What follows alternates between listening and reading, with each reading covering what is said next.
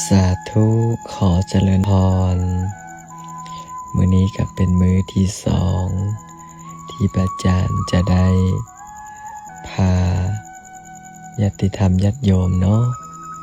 นั่งสมาธิภาวนาในช่วงเช้าตื่นขึ้นมาใหม่ๆเอาสมาธิล้างหน้าเอาศีลสมาธิภาวนาเอาให้นบมือขึ้นเด้อให้ตั้งจิตตั้งใจสมาทานนั่งสมาธิ5 นาทีเนาะข้าพเจ้าระลึกถึงคุณพระพุทธเจ้าคุณพระธรรมคุณพระสงฆ์คุณบิดามารดาคุณครูบาอาจารย์จงมาดลบันดาลให้ใจของข้าพเจ้าจงรวมลงเป็นสมาธิพุทโธธัมโมสังโฆ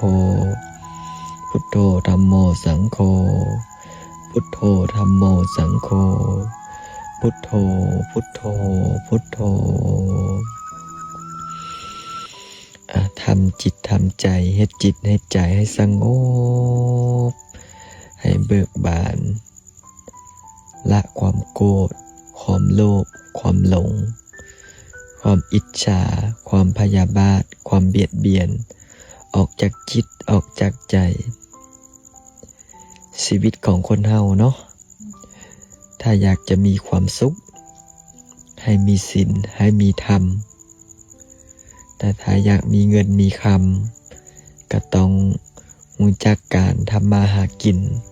แล้วอยู่ในศีลในธรรมความสุขมันก็จะเกิดขึ้นตื่นนอนมาแต่เช้าให้นึกในใจว่ามื้อนี้สิสร้างคุณงามความดีสร้างนำกระทำบุญบ่ไปเบียดเบียนไผต่างคนต่างอยู่เฮ็ดจิตเฮ็ดใจให้สงบให้เบิกให้บานตั้งจิตตั้งใจทำงานหาเลี้ยงครอบครัวกลับมาฮอดเฮือนฮอดบ้านให้สวดมนต์ภาวนารักษาศีลเจริญภาวนาเพื่อทำให้จิตทำให้ใจของเรานั้นสงบเบิกบานครอบครัวเราก็จะได้อยู่เย็นเป็นสุขประเทศชาติบ้านเมืองก็จะได้อยู่สงบสบาย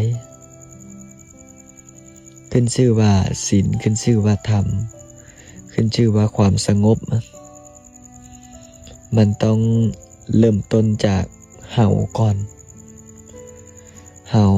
ต้องเริ่มต้นจากที่ตัวของเฮานี่แหละถ้าตัวของเฮามีศีลมีธรรมบ่มีความโกรธบ่มีความโลภบ่มีความหลงบ่มีความพยาบาทเบียดเบียนผู้ใดแล้ว